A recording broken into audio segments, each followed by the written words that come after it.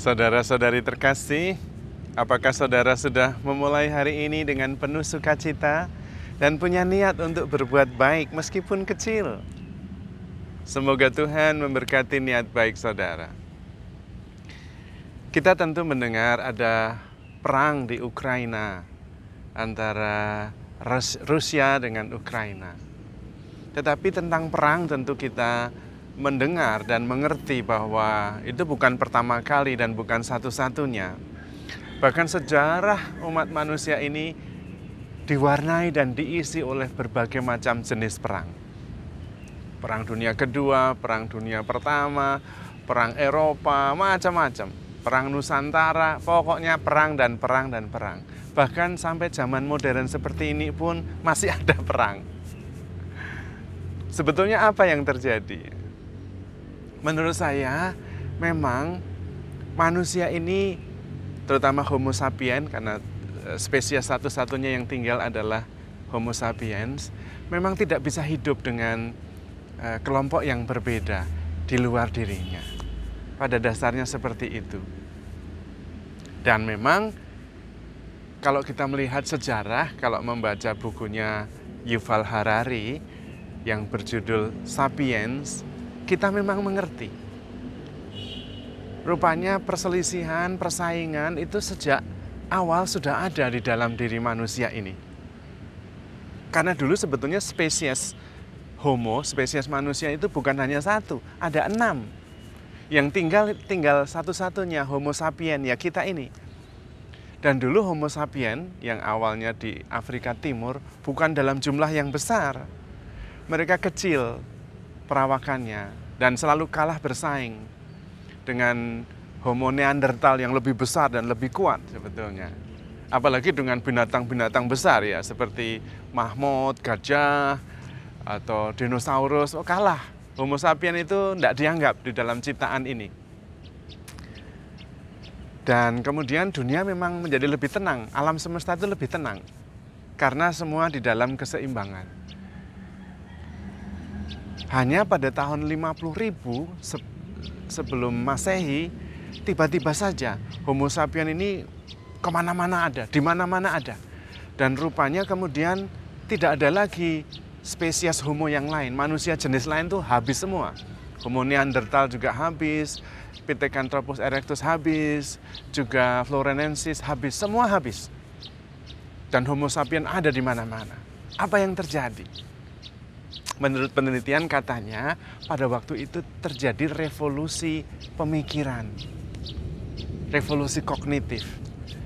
Sehingga Homo sapiens ini disebut juga sapiens, bijaksana, karena mulai bisa berpikir konseptual, mulai bisa berkomunikasi dengan bahasa yang rumit. Dan pemikirannya menjadi sedemikian berkembang, bisa mengorganisir diri. Yang kecil ini kemudian bisa mengatur strategi, menggunakan api, kemudian berjanji dengan yang lain, membagi tugas, manajemen sederhana. Kamu menyerang dari sana, saya menyerang dari sini. Saya menggunakan api, kamu menggunakan air. Yang lain menggunakan tombak, menggunakan panah. Akhirnya musuh besar pun kalah. Karena kekuatan api bisa dikendalikan oleh Homo sapiens ini. Dan kemampuan berpikir abstrak, konseptual, membuat Homo sapiens ini tak terhentikan. Masalahnya adalah pikiran ini menciptakan kehancuran. Karena tidak ada berhentinya, terus berpikir. Dan rupanya pikiran itu yang menjadi penyebab kehancuran. Karena sebetulnya kebutuhan manusia itu sedikit sekali. Makan ya sedikit, pakaian ya apa adanya, rumah ya secukupnya. Kebutuhannya sedikit, tapi kebutuhan pikiran tak terbatas. Makan saja sama-sama mie, pingin mie yang rasanya bawang, rasa ayam, rasa soto, macam-macam itu pikiran, bukan kebutuhan. Demikian juga rumah. Rumah kecil cukup, mau yang besar, yang tingkat, nanti susah membersihkan, harus gaji orang. Ayah, kebutuhan manusia itu sedikit, tapi kebutuhan pikiran itu tak terbatas. Dan karena itu, dunia ini rusak. Alam semesta itu kalau nggak ada manusia, aman. Semua sinkron, harmoni. mengatur sendiri dengan bijaksana. Tapi begitu ada manusia pasti langsung ada sampah. Kalau kita berjalan di hutan, kadang-kadang kita ragu, ini benar atau tidak. Jalannya lurus atau benar, atau tidak benar.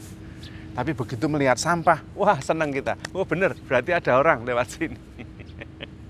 Sampah dan masalah itu yang diciptakan oleh manusia. Kenapa? Karena pikirannya.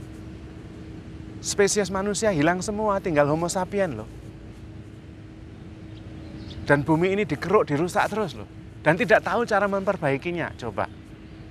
Itu Homo sapien, yang katanya bijaksana, sapiensia.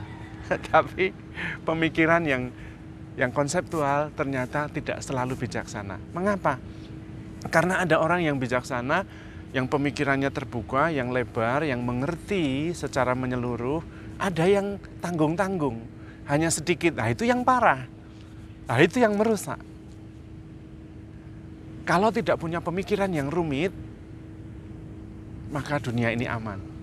Tidak ada perang, tidak ada perselisihan. Karena sebetulnya pikiran yang tidak terbatas keinginannya, menciptakan keinginan yang tak terbatas. Dan itu yang menghancurkan. Kalau tidak ada pikiran aman. Tapi tentu kan tidak mungkin tidak ada pikiran. Lalu bagaimana caranya? Nah, semua agama besar mengajarkan supaya kita memikirkan yang bijaksana, memikirkan yang baik, yang benar, yang tulus, yang lurus. Karena memang menghilangkan pikiran sudah tidak bisa, sudah terlanjur berakumulasi. Nah sekarang tinggal menjinakkannya, itu bahasa yang mungkin agak kasar. Menjinakkan pikiran supaya bisa lebih tenang, lebih aman, dan lebih damai. Karena itu benar yang dikatakan oleh seorang bijak yang mengatakan begini. Sebetulnya yang paling penting adalah pengenalan kita tentang diri sendiri, gambaran kita tentang diri sendiri, pikiran kita tentang diri sendiri. Kalau kita berpikir dan memandang diri kita itu baik, maka kita akan baik. Tapi kalau kita berpikir dan memandang diri kita ini tidak pantas dicintai, maka kemudian kita akan mencoba mencari perhatian dan sebagainya.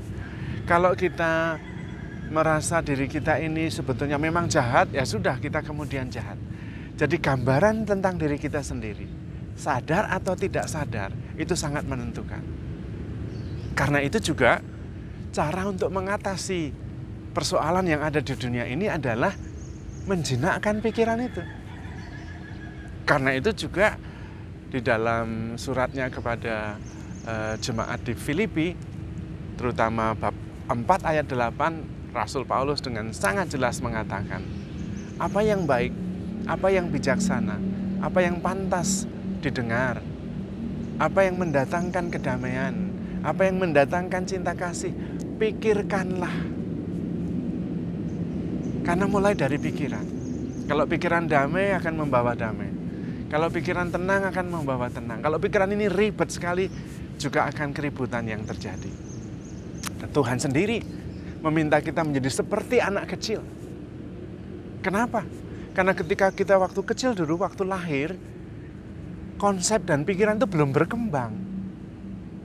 Dan karena itu kita polos, tulus. Kalau kita memandang seorang bayi, matanya itu jernih. Dia tidak menghakimi, tidak menilai. Karena konsep tentang penghakiman, tentang diri sendiri pun belum berkembang. Nanti pelan-pelan bayi itu akan mengembangkan konsep pikiran. Ada yang benar, ada yang tidak benar.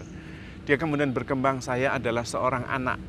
Nah, padahal ketika lahir ya sudah, dia ada saja. Tapi kemudian dia seorang anak. Tapi kemudian mulai berkembang anak yang dicintai atau tidak dicintai. Anak yang baik atau tidak baik. Terus akan berkembang. Dan lama-lama kemudian yang ada pada diri kita adalah konsep tentang diri, bukan diri kita sebenarnya. Diri kita pada dasarnya adalah pribadi, kesadaran yang tanpa bentuk, tanpa batas, dan damai, lega, spacious. Tetapi kita terbebani oleh banyak peranan dan gambaran yang kita kumpulkan sepanjang sejarah hidup kita. Ada seorang guru, ada seorang ibu, ada seorang bapak, ada seorang pengusaha. Semua adalah konsep yang membebani diri kita yang sebenarnya, yang memisahkan kita dengan yang lain. Kemudian kita membandingkan, padahal setiap orang itu unik, tidak bisa dibandingkan, tidak perlu dibandingkan. Tidak ada yang lebih baik, tidak ada yang lebih buruk. Sama, kita diciptakan sebagai makhluk yang penuh kasih, dengan kesadaran akan kasih Allah. Maka mari kita mencoba menjinakkan, menata pikiran kita masing-masing. Karena kalau kita bisa menata pikiran kita, yang kita pikirkan adalah yang membawa damai, sukacita, cinta kasih, yang pantas didengar, yang membesarkan hati, maka kita bisa mengubah dunia ini. Kalau tidak, sudah terbukti sepanjang sejarah. Yang ada adalah perselisihan, persaingan, membanding-bandingkan, gosip, dan sebagainya. Coba, 2 orang berkumpul, yang ada pasti gosip, bukan berdoa. Karena itu Tuhan mengajarkan kepada kita, hendaklah kita menyangkal diri, memikul salib, dan mengikuti aku. Menyangkal ego kita, menyangkal pikiran-pikiran yang negatif, yang membuat kita rumit, dan kemudian menyadari pikiran, itu berarti kita menjaga jarak dengan pikiran kita. Kita tidak mengikuti pikiran kita, kita tidak melekat pada pikiran kita, yang seringkali muyek. Pikiran itu muyek, tetapi hati, roh, jiwa itu tenang. Maka sering-seringlah kita menyadari apa yang ada di dalam pikiran kita, yang ada di dalam perasaan kita, yang ada di dalam hati kita.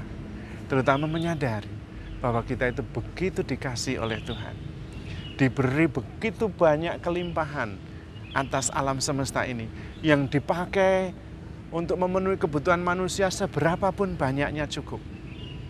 Tetapi memang tidak pernah bisa cukup untuk memenuhi keserakahan dan keinginan pikiran, bahkan hanya untuk 1 orang yang serakah saja.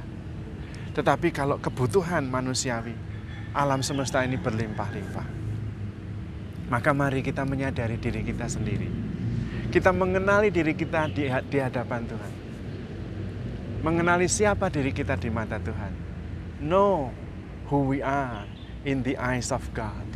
Dan kemudian kita bisa belajar menjadi makin sadar, makin bijak, sungguh-sungguh menjadi homo sapien, manusia bijak, yang cukup dan bersyukur karena segalanya sudah diberikan berlimpah-limpah oleh Tuhan. Berhenti menuruti pikiran yang tidak ada akhirnya. Terus-menerus bergerak, kurang. Tetapi berhenti dan mengatakan cukup. Segalanya sudah ada. Masuk ke dalam diri, bukan keluar. Segalanya sudah ada.